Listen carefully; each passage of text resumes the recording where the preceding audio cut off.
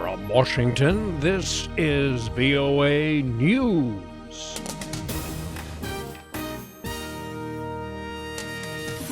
I'm Victor Beattie reporting. Turkey has ordered the detention of more than 40 journalists as a crackdown against the July 15 failed coup continues. The government said it's investigating possible criminal conduct.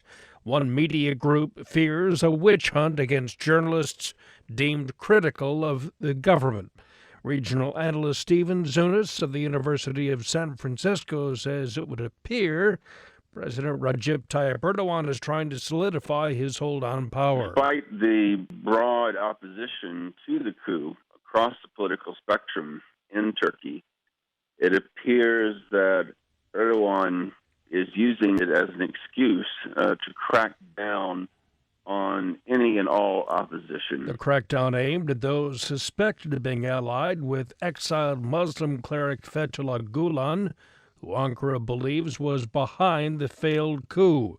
It has demanded his extradition from the U.S. Gulen has denounced the coup and denied taking part in it.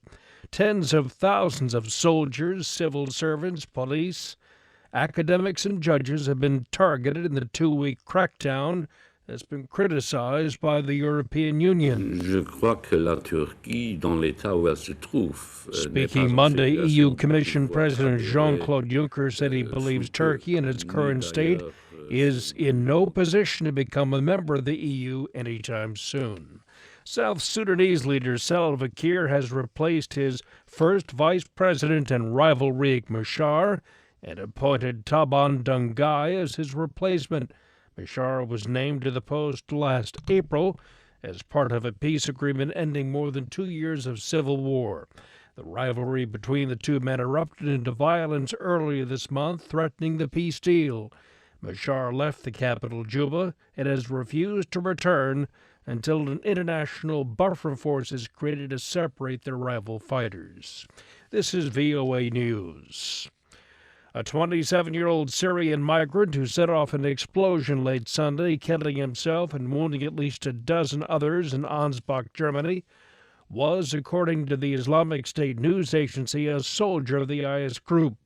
Bavaria's top security official told reporters the attacker recorded a video pledging allegiance to IS leader Abu Bakr al-Baghdadi. Aktuell besonders wichtig erscheint ist. Meanwhile, German Interior Minister Thomas de Maizière has ordered beefed-up security. Officials say the attacker tried to kill himself twice before and was under psychiatric treatment. He was denied asylum last year but allowed to stay in Germany because of the fighting in Syria. UN Syria envoy Staffan de Mistura meets Tuesday with senior U.S. and Russian officials in Geneva in a fresh bid to revive suspended talks on the political transition. Monday, U.S. officials cast doubt on the prospect for a military partnership with Moscow in the fight against Islamic State. General Joseph Dunford is chairman of the U.S. Joint Chiefs of Staff. Our engagement with the Russians is limited to contacts to ensure safety of flight and the safety of our people on the ground. Secretary Kerry is negotiating at this time or discussing with the Russians some other alternatives, but without seeing that a specific framework within which other contacts may be made, it's hard for me to comment on whether or not it'd be viable. Defense Secretary Ashton Carter said Russia is focused mainly on supporting Damascus, which he said only prolongs the conflict. In Japan, at least 19 were killed, dozens wounded, after an attack by a knife-wielding man at a facility for the disabled. It was Japan's worst mass killing in decades. Reports say police arrested 26-year-old former employee Satoshi Uematsu. The attack occurred in Sagamihara, southwest of Tokyo. The motive for the attack is still unclear.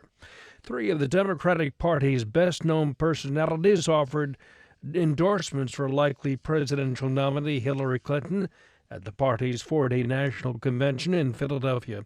Vermont Senator Bernie Sanders, who ran a surprisingly strong primary challenge, expressed his solidarity with Clinton. Hillary Clinton will make an outstanding president and I am proud to stand with her tonight. Sanders told cheering supporters she must become president and defeat Republican rival Donald Trump. First Lady Michelle Obama and Massachusetts Senator Elizabeth Warren also offered their support. The Solar Impulse 2 has ended its 17-month round-the-world odyssey, becoming the first sun-powered aircraft to circumnavigate the globe. The Swiss-engineered craft returned to Abu Dhabi Tuesday. Its two pilots began their historic 42,000-kilometer journey there in March 2015. Most Asian markets closed higher Tuesday, but Japanese stocks slumped for a third session following a slump in oil prices and a surging yen. I'm Victor Beattie, VOA News. That's the latest world news from VOA.